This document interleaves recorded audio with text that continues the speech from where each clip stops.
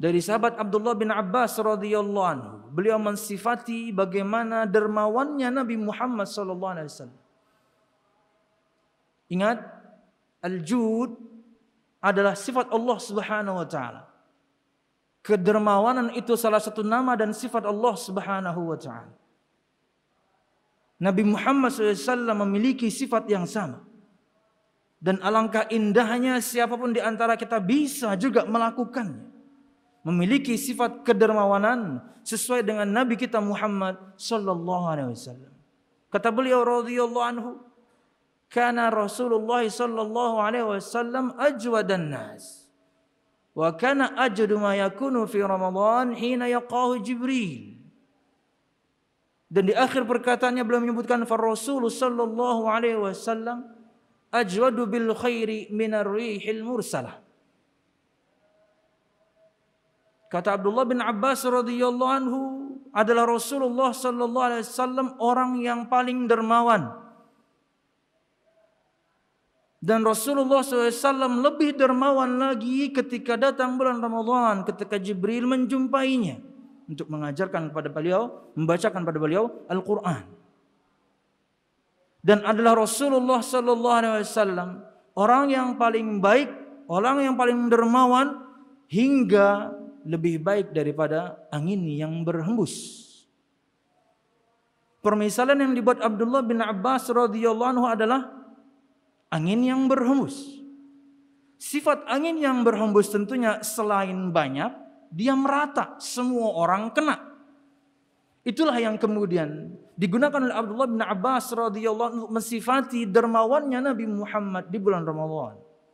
Di hari-hari biasa beliau dermawan. Ketika sampai bulan Ramadan lebih daripada itu. Jamaah Jumat rahimakumullah, maka dua persyaratan ini terpenuhi. Bahwasanya waktunya diberkahi dan kemudian ada contoh dari Nabi Muhammad SAW dengan amal-amal yang beliau ajarkan kepada kita, di antaranya bersedekah. Hadirin, fahami satu hal, bahwasanya kata infak itu umum. Infak itu artinya adalah mengeluarkan harta.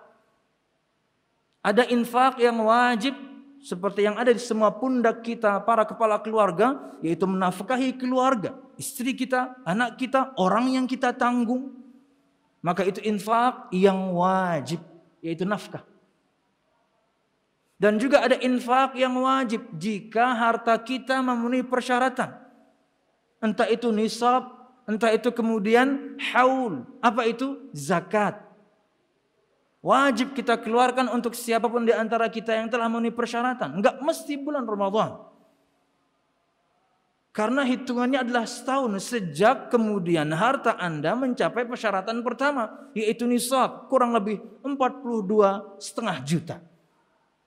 Ketika harta Anda sudah mencapai 42,5 juta, kemudian dia terendap selama setahun, tidak berkurang bahkan bertambah di tahun depan. Contohnya Ramadan, misalnya Anda dapat nisab, maka Ramadan depan ketika ia terkumpul 50, tidak bergerak atau bahkan 60, keluarkan darinya 1,5 juta.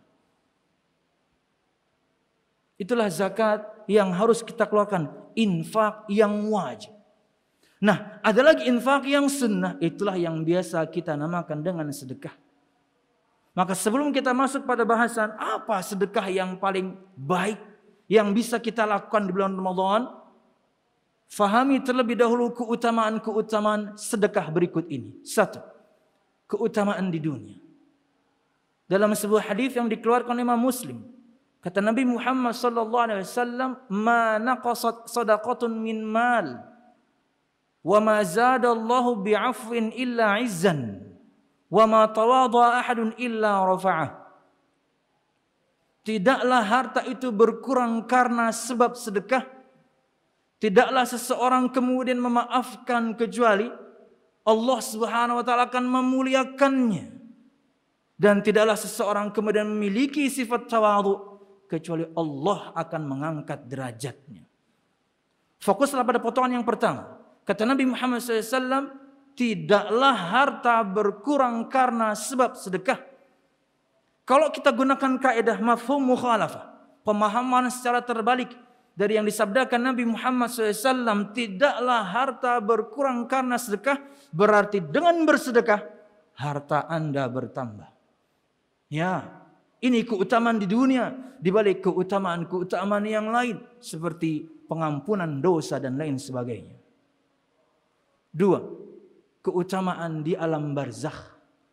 Dalam surah Al-Munafiqun ayat 10, Allah Subhanahu wa taala berfirman, "Wa anfiqu mimma razaqnakum min qabli an ya'tiya ahadakumul maut fayaqula rabbi laula akhartani ila ajalin qarib fa asaddaqa wa akum minas salihin." Kata Allah Subhanahu wa taala, dan infakkanlah, entah itu yang wajib, entah itu yang sunnah, dari rizki yang telah aku berikan kepada kalian sebelum datang kepada salah seorang di antara kalian kematian. Seraya dia berkata, "Ya Allah, andai saja engkau undur waktu matiku sebentar lagi. Aku ingin bersedekah dan ingin menjadi bagian dari orang-orang yang saleh." Sebagian para ulama menerangkan bahwasanya ayat ini menunjukkan akan keutamaan sedekah yang akan langsung didapatkan oleh seseorang di alam barzakhnya. Kita ketika sudah meninggal, amal kita semuanya terputus. Tidak bisa kemudian kita beramal lagi. Tapi ada memang amal-amal yang kemudian pahalanya selalu bergulir. Di antaranya sedekah. Berdasarkan ayat ini kata ulama bahwasanya seseorang akan langsung melihat hasilnya, belum lagi di akhirat, di alam barzakh dia akan mendapatkannya. Karena orang ini disebutkan bahwasanya jika dia bisa bernegosiasi untuk kemudian mengundur waktu matinya sedikit lagi, bukan amalan-amalan yang lain-lain yang dia ingin lakukan, pengen sedekah. Misal gitu ya, misal. Tentunya ini tidak terjadi. Karena yang diberikan tawaran mati itu Nabi dan Rasul. Mau sekarang apa entar, itu Nabi dan Rasul. Nabi Muhammad pernah ditawari. Dan juga kemudian nabi-nabi yang lain. Dan Nabi Muhammad kala itu memilih untuk meninggal waktu itu. Dengan sejarah yang kita tahu. Belum ditawari. Berdasarkan perkataan Aisyah radhiyallahu anha. Ma min nabiyyin yamrudu illa khuyira baina dunya wal akhirah. Dan riwayat Imam Muslim. Tidak ada seorang nabi pun yang sakit kecuali dia akan diberikan pilihan antara dunia dan akhirat. Mau tetap hidup tapi sabar dengan penyakit atau mati sekarang. Dan aku mendengarkan beliau bersabda di hari beliau meninggal. Ma'alladzina an'ama Allahu alaihim minan nabiyyin was-siddiqin wasyuhada'i was-salihin. Fa'alimtu annahu khuyyir. Dan di hari beliau meninggal kali kata Aisyah radhiyallahu anha, aku mendengarkan beliau berkata, aku ingin bersama orang-orang yang telah engkau berikan nikmat, siddiqin, syuhada, salihin. Dan kata Aisyah, kala itu aku tahu beliau sedang ditawari. Cuman tentunya tidak berlaku untuk kita, tapi misal saja. Datang kepada kita malaikat maut dan kemudian bisa kita nego untuk diundur sebentar. Sedekah inilah yang kita ingin lakukan. Wallahu a'lam bishawab. Kemudian di padang mahsyar. Dunia, alam barzakh, sekarang akhirat. Tapi alam akhirat kita bagi menjadi dua. Pertama di padang mahsyar, kemudian setelahnya. Di antara keutamaan orang yang bersedekah. Bahwasanya sedekah seorang akan memberikan naungan untuknya nanti di hari kiamat di padang mahsyar. Karena disebutkan dalam sebuah riwayat dari Imam Muslim bahwasanya Nabi Muhammad bersabda, matahari akan Allah dekatkan sejarak 1 mil. 1 mil di dunia itu 1,5 kilo. Tapi mil dalam sabda Nabi Muhammad ini kata para ulama adalah panjang besi celaknya seorang wanita. 5-6 cm saja. Tentunya kondisinya berbeda. Jangankan 1 mil, apalagi sepanjang besi celaknya seorang wanita. Matahari yang ada ini saja Allah dekatkan sedikit, habis semua kita.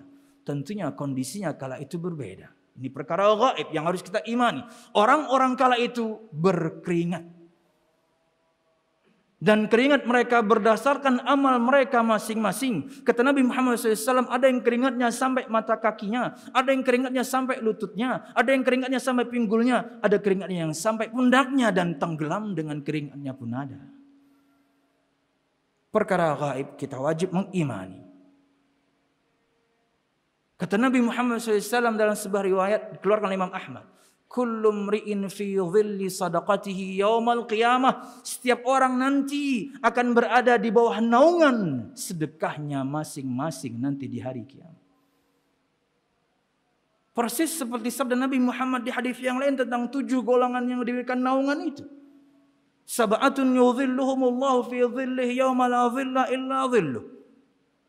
Ada 7 golongan orang yang akan mendapatkan naungan di hari kiamat, di mana tidak ada naungan di hari itu kecuali dari Allah.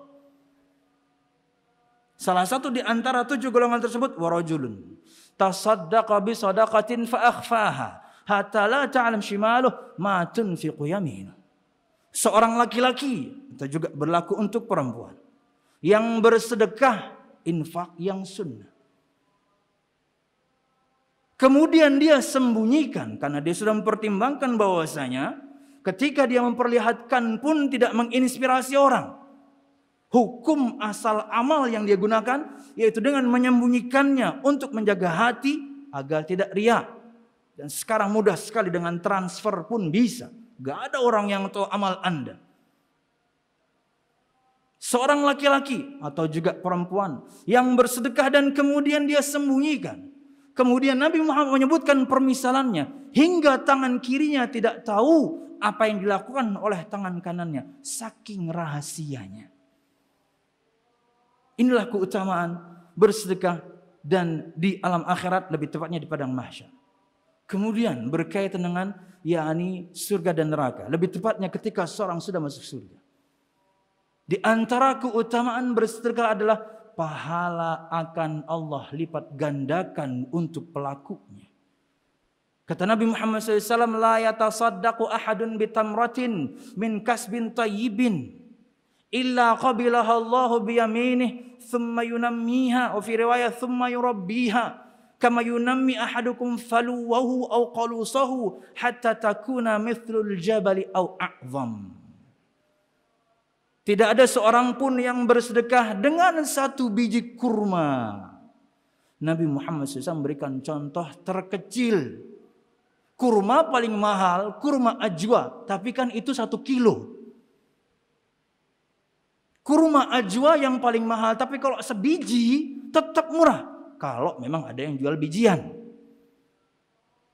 Tapi itulah yang kemudian Nabi Muhammad SAW sebutkan. Tamrah. Kurma kering, kurma standar, bahkan mungkin kurma yang levelnya paling rendah, sebiji.